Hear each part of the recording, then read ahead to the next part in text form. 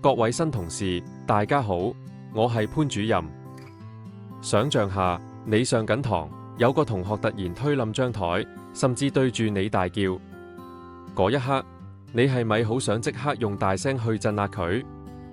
停一停，呢個時候，你越講道理，佢就越失控。點解？因為佢嘅大腦已經斷咗電。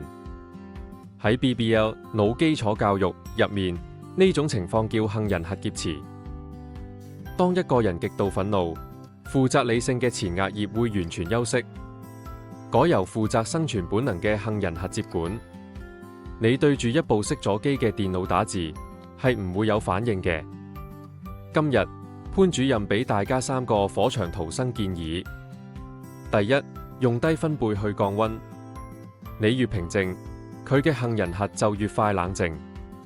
低聲講：我睇到你而家好激動，我會喺度陪住你。呢種平穩係一種邀請，引導佢嘅神經系統重回安定。第二，善用矮嘅地方 place 策略。課室應該設有一個唔受標籤嘅冷靜區，邀請佢去坐下飲啖水。記住，呢個唔係懲罰，而係尊重佢需要空間去處理情緒。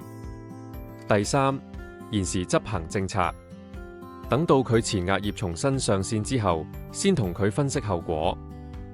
火場入面最緊要係救火，而唔係調查起火原因。管教係要先處理心情，再處理事情。粗略地向觀眾點頭。